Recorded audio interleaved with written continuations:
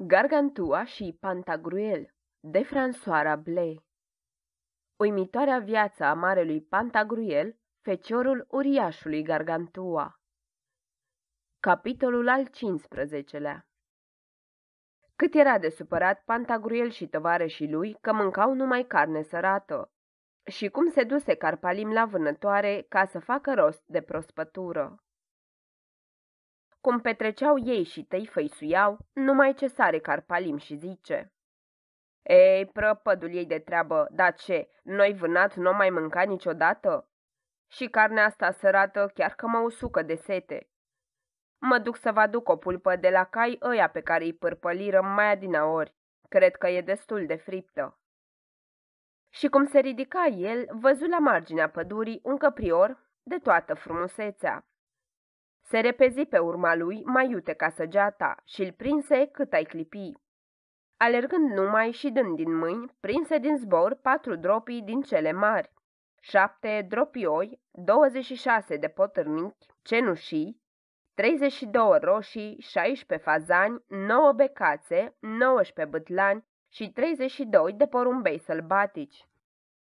Cu picioarele omorâ una peste alta ca la 10-12 șoldani și iepuri, ăștia din urmă cam bătriori, 18 cârstei împerecheați, 15 godaci de mistreți, 2 bursuci și 3 vulpi cât toate zilele. Căpriorul îl spintecă în două cu sabia și cum se întorcea cu el spre tabăra prietenilor, culese în drum și iepuri și cristei și godaci. Și dădu de departe glas mare: „Panurgi, băiete, oțet, oțet!” Pantagruel crezu că îi se făcuse rău de la inimă, dar Panurgi pricepu numai decât că îi trebuia oțet pentru frăgezit vânatul. Epistemon se apucă pe dată și în numele celor 9 muze făcu 9 frigări de lemn, o mândrețe ca în antichitate. Ajutat de Eustene, se apucă să jupoaie și să jumoale vânatul, pe când Panurgi, din 2 tărnițe de luptă, adică oșei înalte cavalerești, așezate într-un fel anume, înșghebă un grătar. Îl înălțară la rang de grataragiu pe cavalerul prins și fripseră vânatul la focul în care se mistuiau cavalerii. Și apoi, dă-i Doamne, se puseră pe o petrecere de cele mari, cu carne frăgezită în oțet. Și să fi fost el al naibii cine șovăia la mâncare. Ți era mai mare dragul și era o adevărată desfătare să-i vezi cum se îndopau. Pantagruel rosti: „Că bine ar mai fi de-ar da Dumnezeu să aibă fiecare din voi la gât câte 2 perechi de clopoței de cei pe care îi poartă șoimii de vânătoare, iar eu clopotele cele mari de la René, de la Poitiers, de la Tours și de la Cambrai, ca să se vadă ce mai cântare i-am trage numai din mișcatul buzelor. Mai bine ne-am gândit la treburile noastre și în ce fel să biruim dușmanul,” zise Panurgi. „Că bine zici,” răspunse Pantagruel și se îndreptă către prizonier. „Prietene, spune-ne adevărul și vezi, nu ne minți cu nimic, dacă vrei să nu te jupuim de viu, că eu sunt gogea care mănâncă pruncii. Fă-ne socoteala la toată armata și arată-ne cum e rânduită și care este puterea.” La care răspunse prizonierul: „Să știți, mărite senior, pe cuvânt de cinste, că în armata asta sunt 300 de uriași înarmați cu dita mai pietrele de temelie, mari cu toții, de-a minunea, dar nu chiar ca domnia voastră, afară doar de unul care le e căpetenie, îi zice Vârcolacul, și care e înarmat cu niște nicovale ca de ciclopi. 163 de pedestrași împlătoșați cu piei de spiriduși, oameni voinici și curajoși, 11.400 de războinici înarmați din cap până în picioare, 3.600 de tunuri mari. Celor mici nici nu li se mai știe numărul, 94.000 de artileriști și 150.000 de femeiuși frumoase ca niște zeițe.” „Aha, aha,” zise Panurgi. „Unele amazoane, altele din Paris, din Lyon, din Turena, din Anjou, din Normandia, nemțoaice de prin toate părțile și de toată limba.” „Bine,” zise Pantagruel, „dar regele e și el prin partea locului.” „Da, stăpâne, este în persoană, iar noi îl numim anarh, adică cel fără autoritate, rege al dipsozilor, ceea ce vrea să zică însetați, că n-ați văzut niciodată oameni mai însetați și care să bea mai de bunăvoie ca ei. Cortul regelui e sub paza uriașilor. Destul, zise Pantagruel. Acestea fiind zise, sunteți hotărâți să veniți după mine, copii. Să-l bată Dumnezeu pe cine te-o părăsi, răspunse Panurgi. M-am și gândit cum să-ți omor pe toți ca pe niște porci, încât nici de sămânță să nu rămâie. Așadar sus, copii, zise Pantagruel, și să pornim. Și-au pornit. Capitolul al 16-lea. Cum înalță Pantagruel un trofeu în cinstea faptei lor de vitejie și Panurgi alt trofeu, în amintirea iepurașilor, și cum frânse el un ciomag gros peste 2 pahare. Înainte de a pleca, spuse Pantagruel, vreau să înalț în locul acesta un trofeu în amintirea faptei nemaipomenite pe care ați săvârșit-o. Și astfel, cu multă voie bună și cântând și lălăind tot felul de cânticele țărănești, săltară în picioare o bârnă mare de care atârnară, o șa de război cu scări cu tot, un panaș, o pereche de pinteni, niște genunchiere, o platoșă de oțel, o secure, o spadă, o mănușă de fier, un buzdugan, niște brățare și niște pulpare, un grumăjer și toate cele câte se pun de obște la un arc de triumf sau la un trofeu. Apoi, spre veșnică aducere aminte, Pantagruel scrise o deviză în versuri franțuzești. Aici se dovedi puterea lor a celor 4 ageri campioni. Ei, doar cu al minții limpezi ajutor, ca Fabius și ca bravi Scipioni, pe 660 de zdragoni i-au fript că fumegau ca focul torței. Deci să învățați voi, regi, nebuni, pioni, din pilda iscusinței, nu a forței. Izbândă nu-i dă Dumnezeu cui se socoate cel mai tare, o da celui cel greu, credință numai întrânsul are.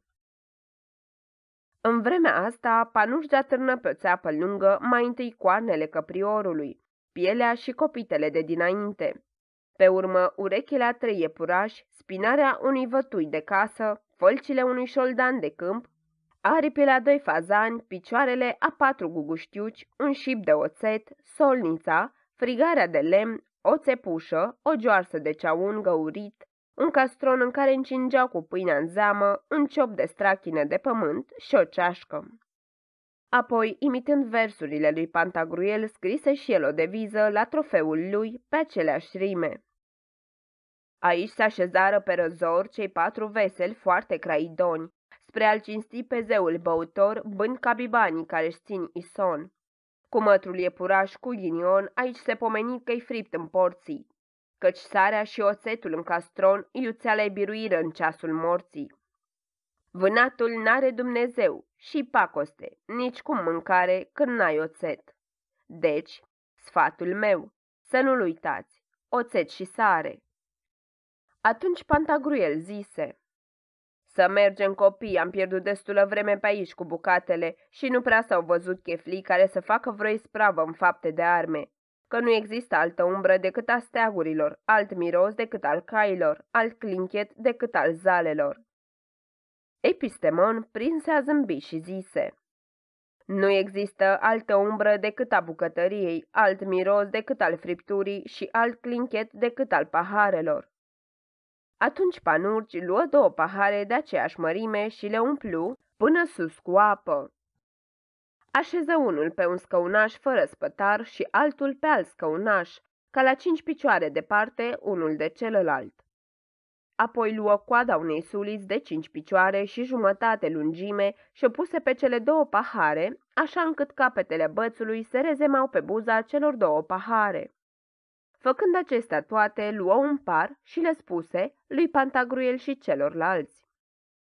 Domnilor, uitați-vă cum îi voi frânge noi pe dușmani, fiindcă, așa cum am să rup eu coada suliței care stă pe buza paharelor fără să le sparg, și mai mult fără să vărs o picătură de apă, tot așa o să le frângem gâtul dipsozilor, fără ca vreunul din noi să fie rănit și fără să păgubim cu ceva. Dar ca să nu credeți că e vorba de vreo vrăjitorie, uite, Eustene, lovește cu parul din toate puterile, aici, la mijloc.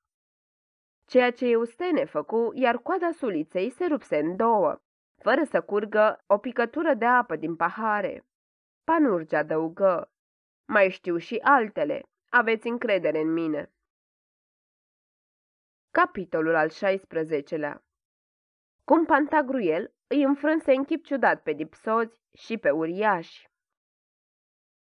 După aceste vorbe, Pantagruel îl chemă pe prizonierul lor și îi dădu drumul spunându-i: du-te în tabără la regele tău și povestește-i ce ai văzut, spunându-i că mâine să aibă grijă să mă întâmpine sărbătorește cu masa pusă, așa, cam pe la prânz, căci îndată ce au să vină galerele mele, adică mâine dimineață cel târziu, am să-i dovedesc numai decât cu 800.000 de războinici și cu 7.000 de uriași, toți mai mari decât mă vezi pe mine, că nebunește și fără de judecată s-a apucat să năvălească în țara mea.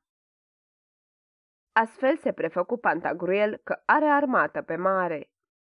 Prizonierul însă răspunse că voia să-i fie sclav și că mult mai mulțumit ar fi fost să nu se mai întoarcă niciodată la ei lui și că mai degrabă ar fi luptat alături de Pantagruel împotriva lor și în numele Domnului dacă Pantagruel îi îngăduia. La care Pantagruel nu se învoi, ci îi porunci să plece pe dată și să se ducă așa cum îi spusese. Îi mai dădu o cutie plină cu laptele câinelui și cu boabe de piper plămădite în rachiu, având înfățișare de oare și care fiertură, poruncindu-i să-l mâneze regelui său și să-i spună că numai dacă putea să mănânce din acest amestec, măcar un dram fără să bea, numai atunci are să-i poată ține lui piept fără frică.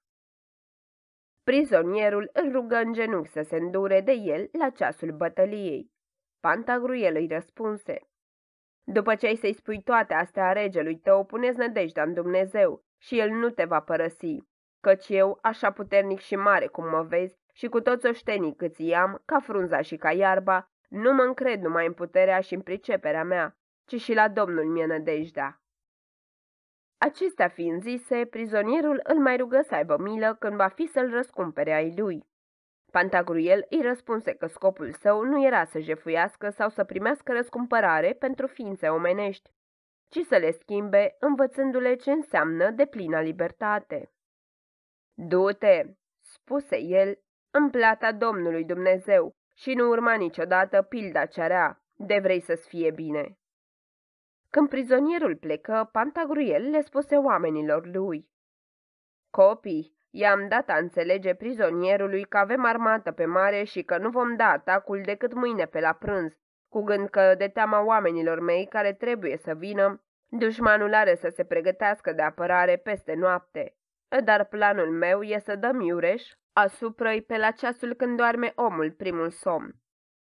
Și acum să-i lăsăm pe Pantagruel și pe discipolii săi și să vorbim nițel de regele Anarh și de armata lui. Când ajunse în tabără, prizonierul se duse la rege și îi povesti cum venise un uriaș cât toate zilele, pe nume Pantagruel, care prăpădise și pârjolise fără milă pe toți cei 659 de cavaleri, scăpând doar el, ca să aibă cine duce solie. Că primise poruncă de la zisul uriaș să-i spună regelui Anarh că așteaptă să fie poftit a doua zi de măria sa la masa de prânz, deoarece el, Pantagruel, avea de gând să dea năvală cu oaste chiar la amiazi. Apoi îi înmână cutia cu dulcețuri. Dar de îndată ce regele gustă o linguriță, gâtlejului de foc, omușorul i se făcu o rană încât i se coji și limba. Leacurile toate câte le înghiți nu-i aduseră niciunul, nici atâti ca ușurare, ci doar o sete nepotolită, căci îndată ce lăsa paharul de la gură, îl ardea pe limbă. Astfel că turnau în el vinul cu pâlnia. Ceea ce văzând pașalele, capitanii și străjile, vrând să-și dea seama dacă într-adevăr drogurile acelea stârneau chiar într-atâta setea, gustară și ei. Și pățiră la fel ca regele. Și gâlgâiră toți atâta de cu spor, încât se răspândi zvonul prin tabără că prizonierul se întorsese, că a doua zi are să fie bătălie și că regele, capitanii și străjile se și pregăteau, udându-și gâtlejurile de mama focului, încât toată oastea începu să dea de dușcă, să tragă la măsea și să zvânte cănile precum mai mari ei. Într-un cuvânt, băură și iar băură, până ce, fără pic de rânduială, adormiră ca porcii prin tabără. Acum să ne întoarcem la cumintele Pantagruel și să istorisim cum s-a purtat el în această împrejurare. Pornind din locul unde înălțase trofeul, luă catargul corabiei ca pe un băț și îndesă în cafas, adică în balconașul catargului unde stă marinarul de veghe, 237 de boloboace de vin alb de Anjou, cât îi mai rămăseseră din cel adus de la Rouen. Își legă la cingătoare putina cu sare ca pe un coșuleț și porni la drum cu tovarășii săi. Când fu aproape de tabăra dușmană, Panurgii spuse: Doamne, vrei să faci treabă cu folos? Atunci scoate din cafasul catargului vinul alb și să cinstim nițel cum se cuvine. Pantagruel ascultă bucuros și băură cu atâta sete că nu rămase nici picătură din cele 200 și cât am mai zis de poloboace, afară doar de un burduf mare pe care Panurgi îl umplu pentru sine, pentru că îl botezase frate de cruce și câteva biete funduri de doagă pentru oțet. După ce gâlgâiră pe-ntrecute, Panurgii dădu lui Pantagruel să înghită niște drăcii de doftorii meșterite din chitonac și alte mirodenii care înlesnesc purgarisirea rinichilor și curățarea bășicii de udul strâns în trânsa. Atunci Pantagruel rosti către Carpalim: Strecoară-te în orașul împresurat, cățărându-te, cum știi tu, ca șobolanul pe ziduri, și spune-le cetățenilor, supușii mei, să iasă și să lovească dușmanul cât îi țin puterile. Și după ce spui toate astea, cobori, iei o torță aprinsă și dai foc tuturor corturilor din tabără.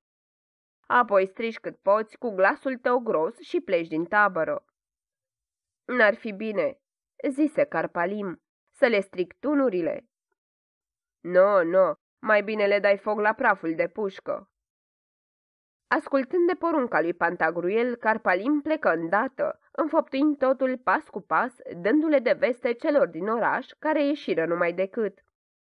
Și în timp ce dădea foc corturilor, trecea ușurel peste oameni, fără să-l simtă, atât de bine ce dormeau și sfărăiau.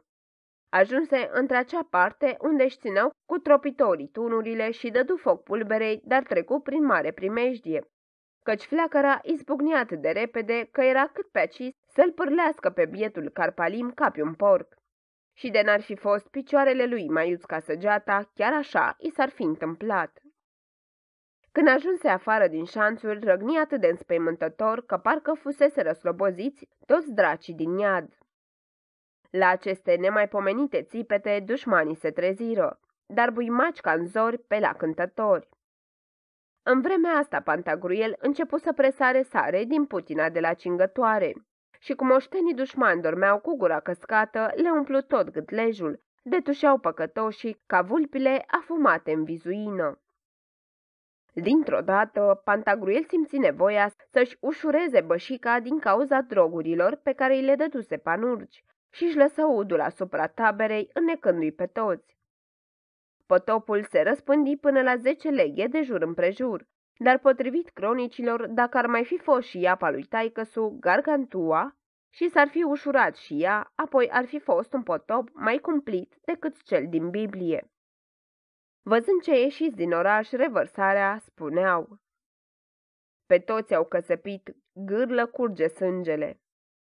Numai că aici se înșelau, luând dudul drept sânge, căci nu puteau desluși ce este, decât la licărirea focului și la lumina lunei.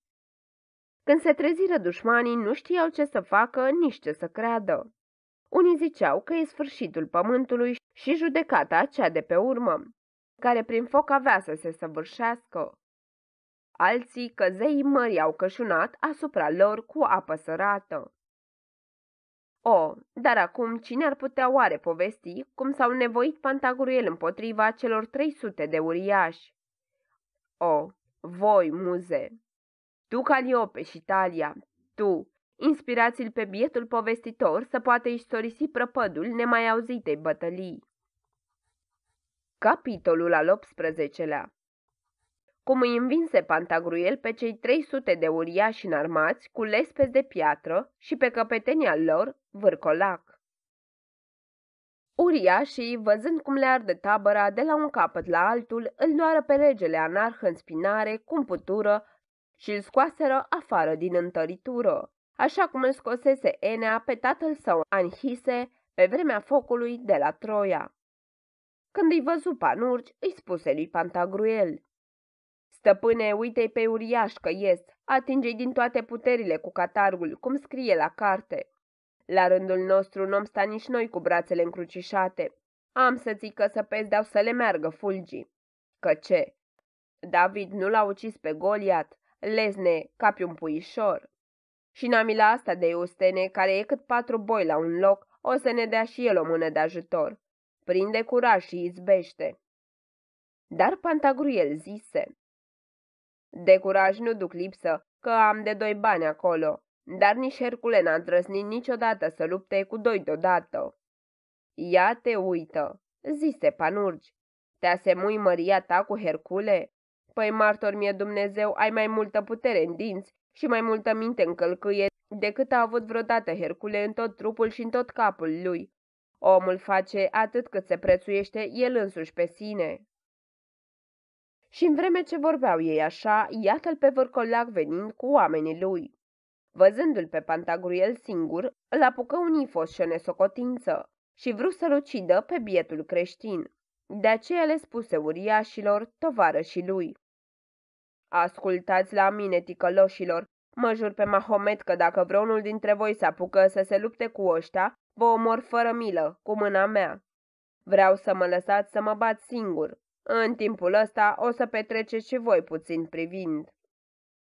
Așadar, uriașii se dădură la o parte, împreună cu regele anarh, spre locul unde se aflau clondirele cu băutură și alături de ei veni și Panurgi cu tovarășii lui, care le spuseră: Oameni buni, să fim noi afurisiți dacă vrem război. Dați-ne de mâncare și nouă ceva, în timp ce se bat stăpânii noștri. Regele și uriașii se învoiră și o spătară. În vremea asta, Panuș le povestea pildele Sfântului Nicolae și basmul cu bărzoiul. Vârcolacul se apropie de Pantagruel cu o gheoagă de oțel, cântărind 9700 de chintale și 2 dramuri de oțel, împănată cu 13 ghinturi de diamant, cel mai mic fiind cât clopotul cel mare de la Notre-Dame din Paris, sau poate că ar mai fi trebuit cam cât o unghie ca să fie chiar atâta, sau, ca să nu mint, cam cât un vârf de cuțitaș. Și era gheoaga aceea vrăjită, astfel că niciodată nu se sfărâma, ci dimpotrivă sfărâma tot ce ieșea în cale. Cum vârcolacul se apropia trufaș de Pantagruel, acesta, cu ochii la cer și cu inima curată, se încredință Domnului Dumnezeu, făcând un legământ. Sfinte Dumnezeule, care întotdeauna mi-ai fost ocrotitor și mântuitor, vezi necazul ce s-a bătut asupra mea. Dacă voia ta este să mă ajuți, căci în tine mi-am pus nădejdea, fac legământ că în toate țările și ținuturile, atât în Utopia cât și aiurea, unde voi fi domn și stăpân, voi răspândi Sfânta Evanghelie și voi stârpi toate fără de legile pe care anume farisei și proroci mincinoși, în temeiul unor strâmbe așezări omenești, le fac în numele tău. Atunci se auzi un glas din cer zicând: Fă ce-ai spus și vei birui. Văzându-l pe vârcolac că se apropie cu gura căscată, Pantagruel se năpusti cutezător asupra-i, strigând cât de tare putu: Piei, desfrânatule, piei! Ca să-l înspăimânte cu groaznicul lui răgnet. Apoi, din uriașa putină pe care o avea la brâu, îi a zvârli mai bine de 18 coșuri și 3 ocale de sare în gură, în gâtleș, în nas și în ochi. Întărâtat, vârcolacul se repezi în el cu gheoaga, vrând să-i sfărâme țeasta și să-i împrăștie creierii. Dar Pantagruel, mlădios, ager de ochi și iute de picior, se dădu un pas înapoi. Gheoaga însă izbi putina în plin și o sfărâma în 4086 de bucăți, iar sarea se risipi pe jos. Ceea ce văzând Pantagruel își desfăcu brațele vânjoase și, potrivit artei loviturii cu securea, îl izbi cu capătul gros al catargului în piept, apoi între gât și umeri. Pe urmă, făcând un pas înainte, îi găuri burta cu capătul ascuțit al sus-zisului catarg, ceea ce aduse stricăciune și cafasului, din care se prăvăliră câteva butoaie de vin ce mai rămăseseră. Nemulțumit numai cu atât, Pantagruel vrut să o ia de la capăt. Dar vârcolacul, ridicând gheoaga, se năpusti dintr-un salt asupra-i, vrând să o proptească în Pantagruel cu o singură izbitură. De fapt, lovia atât de strașnic încât, de nu l-ar fi ocrotit Dumnezeu pe bunul Pantagruel, l-ar fi despicat din creșteri până la splină. Dar lovitura alunecă la dreapta datorită iuțeliului lui Pantagruel, iar goaga se afundă la mai bine de 63 de coți în pământ, trecând printr-o stâncă enormă din care scăpară o vâlvătaie mai mare decât scânteia de 9000 de amnare la un loc. Pantagruel, văzând că-și face de lucru, încercând să scoată gheoaga din pământ, se avântă și dădu să-i reteze capul. Din nenorocire, catargul lui se atinse nițel de gheoagă, de care vă aduceți aminte, era fermecată. Catargul se rupse la 3 palme mai sus de pumn. Lucru de care se minună Pantagruel mai dihai decât un clopotar căruia iese clopotul crăpat din turnare și dădu glas. Vai, Panurgi, unde ești, frate? Ceea ce, auzind acesta, zise către rege și către uriaș. Hai să-i despărțim, că ăștia zău, că se pocnesc și o să-i doară. Dar uriașii erau veseli, de parcă s-ar fi aflat la nuntă. Atunci Carpalim vrut să se ridice și să-și ajute stăpânul. Unul dintre uriașii spuse, mă jur pe Găman, nepotul lui Mahomet, că dacă te miști de aici, în fundul lădragilor te bag. Pantagruel, lipsit astfel de bețigașul lui, puse mâna pe căpețelul de catarg și începu să-l altoiască pe uriaș pe unde nimerea, dar îi făcea tot atâta rău cât am face noi cu o sfârlă unei nicovale.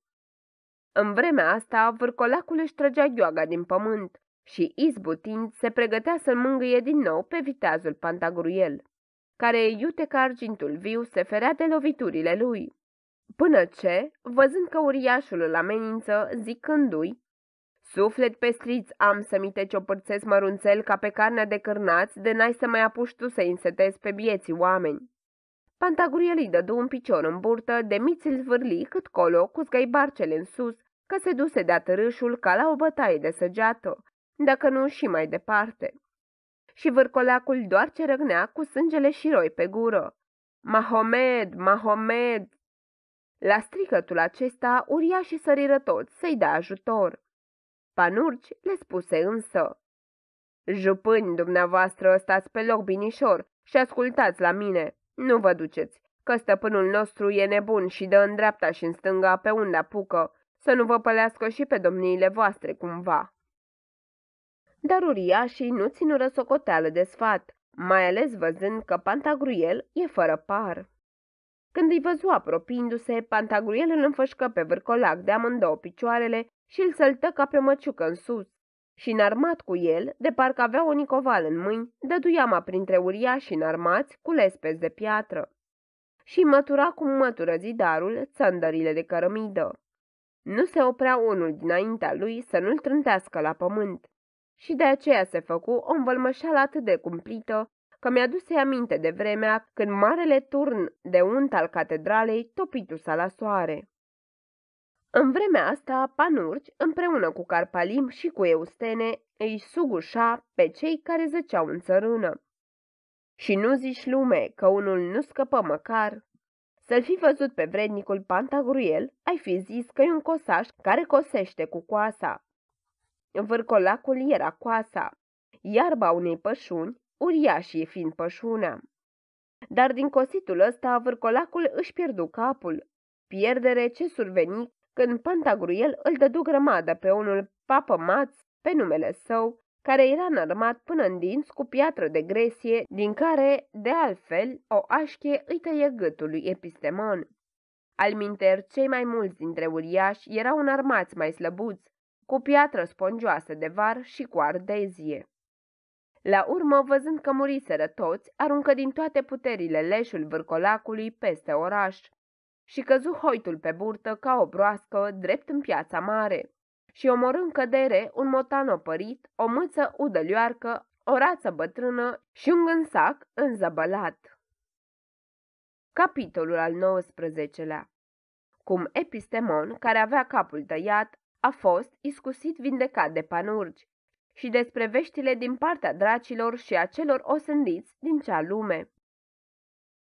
După ce isprăvi cu prăpădul acesta, Pantagruel se trase înspre locul cu clondirele și chemă la el pe credinciosul Panurgi și pe ceilalți, care veniră numai decât voinici și teferi, afară doar de Eustene, pe care îl zgâria senințel unul dintre uriași, în timp ce el îl sugușa, și de Epistemon, care nu se arăta de fel, lucru de care atât de mult ce se întristă Pantagruel că vrut să-și pună capăt zilelor. Dar Panurgi spuse: "Ușurel, stăpâne, așteaptă un picuț, să ne ducem să-l căutăm printre morți și-om vedea pe urmă despre ce-i vorba." Și astfel, căutându-l ei, îl găsiră mort și înțepenit, iar capul însângerat, rostogolit la pământ, căzut între brațele întinse. Atunci Eustene strigă cu glas mare: "Vai, moarte cruntă, mi l-ai răpit pe cel mai desăvârșit dintre oameni!" La aceste vorbe, Pantagruel se ridică de jos, cu cea mai mare durere ce s-a fost văzut vreodată pe lume, și strigă lui Panurgi: "Ah, prietene, prezicerea celor 2 pahare și a cozii de suliță a fost mincinoasă." Dar Panurgi zice: "Nu plângeți, copii, e cald încă și am să vi-l învii cum vă văd și cum mă vedeți." Zicând așa, luă capul și-l puse la căldură pe pântece ca să nu-l bată vântul. Eustene și Carpalim duseră trupul la locul unde încinseseră petrecerea, nu cu nădejdea că s-ar mai vindeca vreodată, ci ca să-l mai vadă și Pantagruel de-aproape. Cu toate acestea, Panurgi îi îmbărbăta zicând: "Să-mi zboare miescă fârlia dacă nu-l vindec și nu-l fac om la loc, ceea ce e prin soare de nebunie. Lăsați bocitul și ajutați-mă." Șterse bine cu vin alb gâtul, apoi capul, pe urmă le presără cu praf de bilibus din care avea întotdeauna în buzunar, după care le unse cu nu știu ce fel de unsoare și le potrivi cu grijă vână cu vână, nerv cu nerv, vertebră cu vertebră, fiindcă nu-i plăceau deloc oamenii cu gâtul strâmb. După ce făcu toată această treabă, îi trase jur împrejur și 15-16 împunsături de ac, spre a nu mai cădea iară. Pe urmă puse peste tot nițică pomadă, căreia îi zicea el a li fie de înviat. Deodată Epistemon deschise ochii, începu să răsufle, apoi să caște și să strănute. Panurgi spuse: "Acum sigur e vindecat." Apoi îi dădu să bea un pahar de vin alb, cu o felie de pâine prăjită presărată cu zahăr. În acest fel, iscusit, fu vindecat Epistemon. Afară doar că mai bine de 3 săptămâni rămase răgușit și cotuse seacă, de care nu putu scăpa decât bând. Și atunci începu să vorbească, spunând că-l văzuse pe dracu, că stătuse la taifas cu Lucifer și că făcuse mare chiolhan în iad și în câmpiile Elizeie. Ba pretindea că dracii erau foarte buni tovarăși de petrecere. Cât despre osândiți, îi părea de-a dreptul rău că Panurgi l-adusese atât de repede la viață. "Că grozav ce-mi plăcea să mă uit la ei." "Cum așa?" zise Pantagruel. "Nu o duc ei chiar așa de rău cum vă închipuiți voi," spuse Epistemon. "Numai că starea lor este în chip ciudat schimbată, fiindcă l-am văzut pe Alexandru cel Mare care cărpea încălțăminte veche ca să-și câștige și el o biată bucată de pâine. Xeres vindea muștar, Romulus vindea sare, nu mai tăia piroane. Tarquinius era cămătar, Piso țăran, Sila luntraș, Cirus văcar, Temistocle geamgiu. Epaminonda vindea oglinzi, Brutus și Cassius erau plugari, Demostene podgorean, Cicero calfă de fierar, Fabius înșira mărgele, Enea era morar, Ahile chelbos, Agamemnon linge blide, Ulise cosaș, Nestor căutător de aur, Scipiu africanul neguța drojdia de vin, Hasdrubal meșterea felinare, Aribal vindea ouă, Priam steaguri vechi, Lancelot du Lac jupuia cai morți și mulți alții la fel de vestiți se îndeletniceau tot cu asemenea mărețe treburi. Traian era pescar de broaște, Antonin rândaș, Luculus grataragiu, Justinian meșterea jucărele, Hector era ajutor de bucătar, Paris un biet zdrențăros, Cambise catârar, Nero paznic de noapte, Iulius Cezar și Pompei smoleau corăbii. Geoffrey Colslung, ruda lui Pantagruel, vindea chibrituri. Morgan rubedenie și el era berar. Pirus spălător de vase, Antioch coșar. Papa Iuliu plăcintar, dar își răsese bărboiul.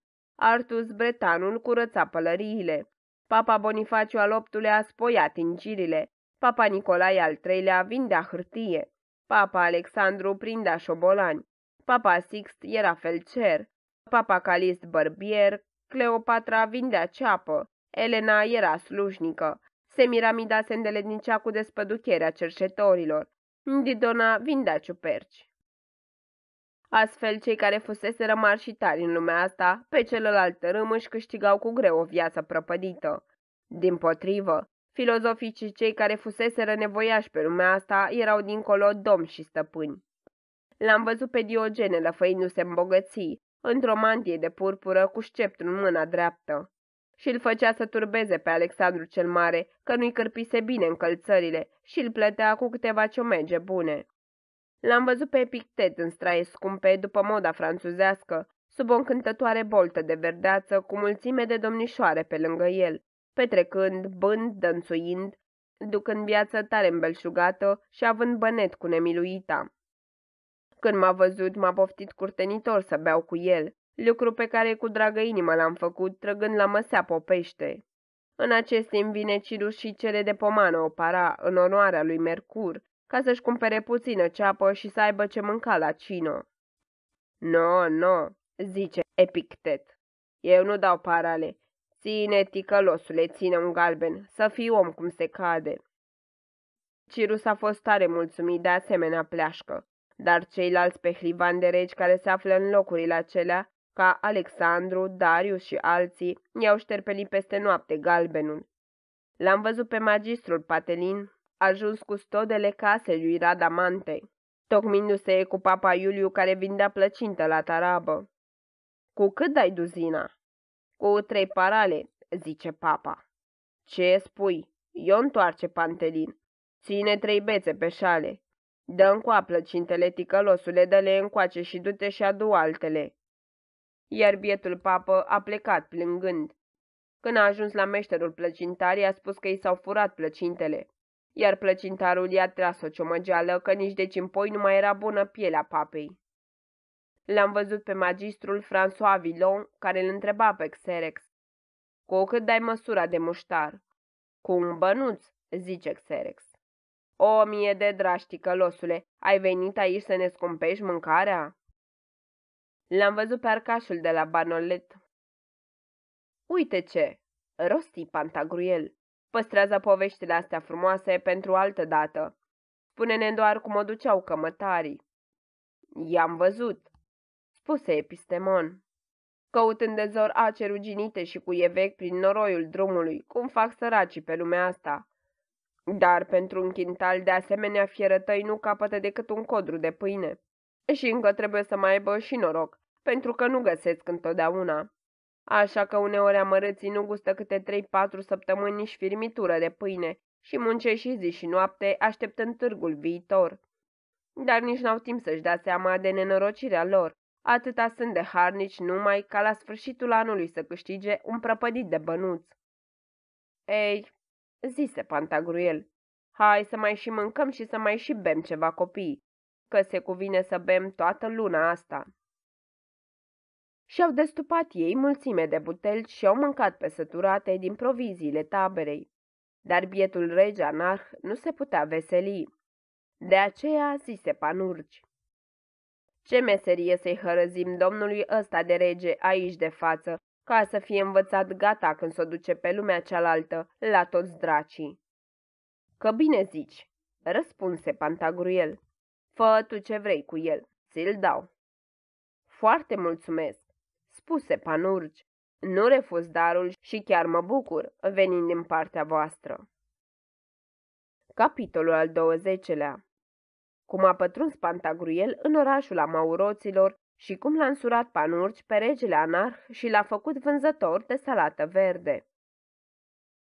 După această minunată victorie, Pantagruel îl trimise pe Carpalim în orașul amauroților. să vestească precum că regele Anarh fusese prins și toți dușmanii înfrânți.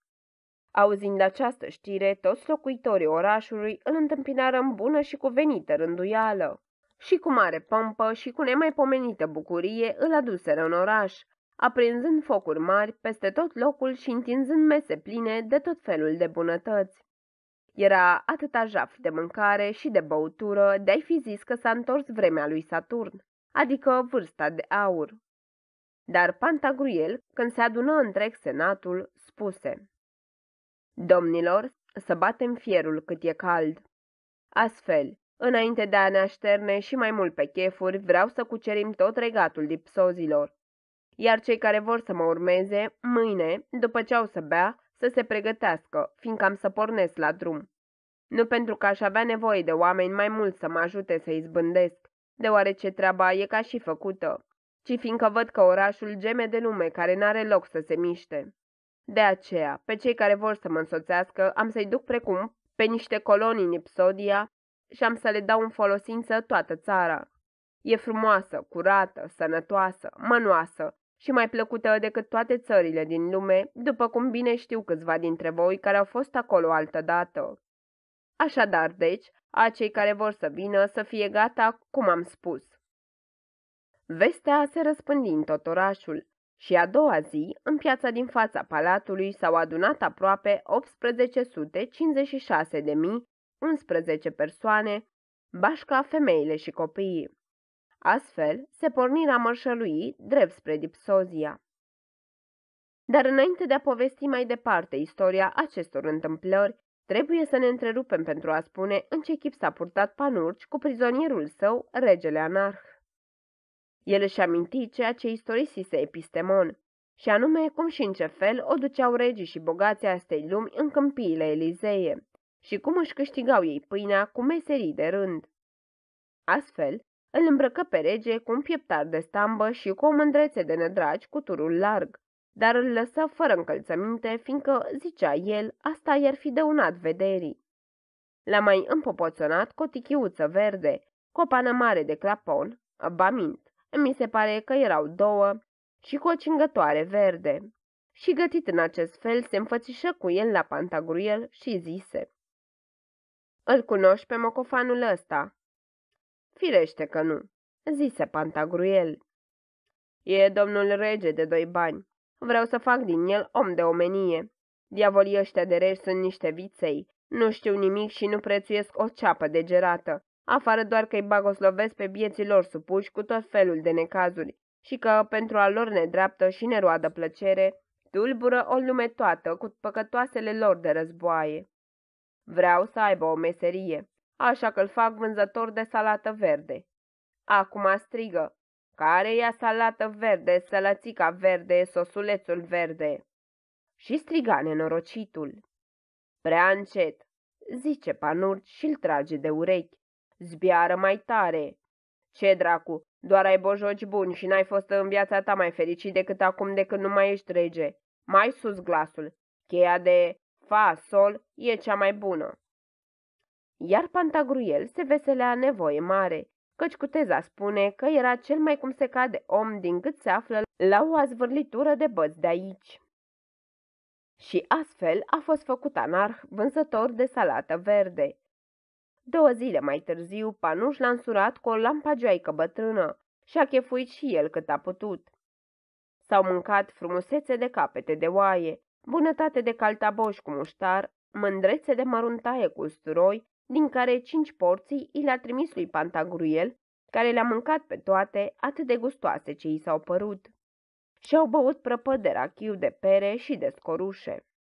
Și ca să aibă după ce juca, a tocmit un orb care le ținea hangul cu dibla lui. După praznic, îi duse la palat în fața lui Pantagruel. Acesta le dădu o cămăruță în spatele casei, pe ulița Nindos, și o piuă de piatră în care să toace ierburile pentru salată și pentru chisăliță. Așa și așezară ei gospodăria. Anarh a fost cel mai de treabă vânzător de salată verde care s-a aflat vreodată în Utopia. Dar am auzit că de la un timp încoace îl bate nevasta, dând în el ca la fasole, iar prostălăul nu îndrăznește să se apere, de nătărău ce e. Capitolul al 21-lea. Cum a acoperit Pantagruel cu limba o armată întreagă și ce a văzut autorul în gura acestuia.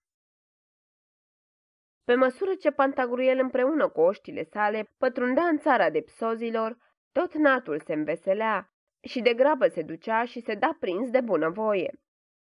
Toate orașele unde intrau le aduceau cheile porților de intrare, afară de cel al mirozilor, adică al săraților, care voiau să-i se împotrivească și care au răspuns trimișilor lui Pantagruel că ei n-aveau să se dea prinși decât la firmă bună.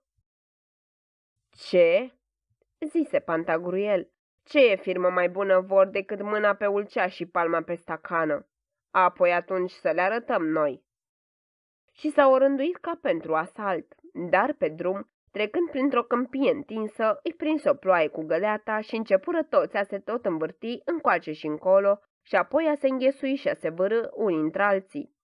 Ceea ce, băgând de seamă Pantagruel, spuse căpetenilor de cetes să-și liniștească ostașii, că nu era nimic, fiindcă el vedea pe deasupra norilor, că e doar o bură de ploaie, dar că mai bine ar fi, la urma urmei, să se așeze cu toții frumos la rând, că el avea să-i acopere. Atunci se așezară în rânduri strânse și Pantagruel scoase limba doar pe jumătate și acoperi ca o cloșcă puișorii. În vremea asta, cu care vă povestesc aceste întâmplări adevărate, mă ascunsesem sub o frunză de brustur, mare cât bolta podului din Monstribla, dar când i-am văzut pe ei atât de bine acoperiți, m-am dus și eu într-acolo să mă adăpostesc. N-am izbutit însă, într-atât erau de numeroși. Vorba aceea. Când să măsurăm cu cotul, s-a sfârșit pânza cu totul. Așadar, m-am urcat cum am putut deasupra și m-am plimbat ca la 2 leghe bune pe limba lui, încât până la urmă i-am intrat în gură. Dar, zei și zeițe, ce mi-a fost dat să văd acolo? Să mă trăznească Jupiter cu fulgerul lui dacă mint. Umbleam înăuntru ca la Sfânta Sofia din Constantinopole și am văzut stânci înalte ca niște munți din Danemarca. Eu cred că erau dinții lui. Și niște pășuni întinse, niște păduri nesfârșite, orașe întărite și mari. Primul peste care am dat a fost un om care să dea varză. Drept care, uimit foarte, le-am întrebat. Ce faci aici, prietene? Să desc varză. Și pentru ce și cum? Spuse eu. Ei, domnule, nu fite cine poate să aibă punga grea ca tunul și nu putem fi bogați toți. Așa-mi câștig eu pâinea, cu varza, și o să o duc să o vând la piață în orașul care e aici, după colț. Iisuse, am rostit eu, mai e cumva pe aici o lume nouă? Nu-i câtuși de cât nouă, dar ci că afară ar fi un ținut nou unde au și soare și lună și tot felul de lucruri frumoase, dar asta de aici e mai veche. Mă rog, prietene dragă, dar care-i numele orașului ăstuia unde-ți duci varza la vânzare? Numele lui e Sparanghel și locuitorii sunt creștini, oameni de treabă, și-au să vă ospețească bine. Pe scurt, m-am hotărât să mă duc. Pe drum însă am dat peste un ins care punea lanțuri la porumbei și pe care l-am întrebat. Prietene, de unde vin porumbei ăștia? Domnule, vin de pe lumea cealaltă. Drept care am cugetat că atunci când Pantagruel căsca, porumbeii zburau stoluri în gâtlejul lui, crezând că e un hulubar. Pe urmă am intrat în oraș, care mi s-a părut frumos, strașnic întărit și la loc bun, dar la intrare portarii mi-au cerut buletinul de sănătate, drept care am fost foarte mirat și i-am întrebat. Domnilor, e cumva primejdie de ciumă pe aici? Vai, domnule, au spus ei. Păi pe aici se moare în așa hal încât căruța bate străzile și nici nu mai prididim să-i cărăm. Doamne Dumnezeule, am spus, și unde anume? La care mi-au răspuns că în Laringe și în Faringe, 2 orașe mari, bogate și comerciale, și că pricina ciumei a fost o exhalațiune puturoasă și infectă, care a ieșit nu de multă vreme din hăuri și din care au murit 2.260.000 16 persoane de 8 zile încoace. Atunci m-am gândit și am socotit și am descoperit că era o miasmă împuțită strânită de o răgâială din stomacul lui Pantagruel, într-o zi când mâncase mușdei de usturoi cu nemiluita. Plecând de aici, am trecut printre stânci, dinții lui, și făcui în așa fel încât m-am suit pe una dintre ele și am dat peste cele mai încântătoare locuri din lume. O frumusețe de popicării mari, galerii frumoase, pajiști roditoare, podgorii o groază și o puzderie de căsuțe, pe câmpiile pline de frumuseți, și am poposit acolo 4 luni bune și de atunci încoace n-am mai huzurit ca acolo. Apoi am coborât pe măselele din fundul gurii ca să mă îndrept spre buze. Dar pe drum am fost prădat de tâlhari într-o pădure mare așezată în partea dinspre urechi. Apoi de vale am dat peste un târgușor, i-am uitat numele, în care iarăși m-am ospătat mai bine ca niciodată și am câștigat ceva parale ca să trăiesc. Știți cum? Dormind, căci acolo oamenii sunt tocmiți ca ziua să doarmă și scot 5 sau 6 gologani pe zi, iar cei care sfărăie cu putere câștigă chiar 7 gologani și jumătate. Și le-am istorisit mai marilor locului cum fusesem jefuit în vale, și ei mi-au spus că, într-adevăr, oamenii de dincolo erau răfăcători și tâlhari din fire. Drept care mi-am dat seama că, după cum aveam noi ținuturi de dincoace și de dincolo de munți, așa au și ei ținuturi de dincoace și de dincolo de dinți. Dar e mult mai bine dincoace și e aer mai curat. Aici am început să cuget că e adevărat ce se spune, că jumătate din lume nu știe cum trăiește cealaltă jumătate, având în vedere că nimeni nu scrisese încă despre țara asta, în care sunt peste 25 de regate locuite, fără a mai socoti deșerturile și un braț lat de mare. Dar am întocmit eu o carte groasă intitulată Istoria bereganților, căci așa i-am botezat, pentru că locuiesc în beregata stăpânului meu, Pantagruel. În cele din urmă am vrut să mă întorc și, trecându-i prin barbă, i-am sărit pe umeri, iar de acolo m-am lăsat la vale spre pământ și am căzut în fața lui. Când m-a zărit, m-a întrebat: "De unde vii, Alcofribas?" Îi răspund: "Din gâdlejul dumneavoastră, domnule." "Și de când ești acolo?" "De când ați pornit împotriva almirozilor." "Sunt mai bine de 6 luni. Și din ce ai trăit? Ce ai băut?" Răspund: "Înălțimea voastră, la fel ca dumneavoastră, căci vă muiam cele mai gustoase bucate care vă treceau prin gâtlej." "Mă rog, dar unde-ți făceai fireștile nevoi?" "Tot acolo, domnule." "Ha, ha, drăguț tovarăș mai ești," zise el. "Am cucerit cu ajutorul lui Dumnezeu toată țara de psozilor. Te împroprietăresc și pe tine, îți dau castelul Ghiveciul." "Mulțumesc mult, domnule, mă răsplătiți mult mai mult decât meritam."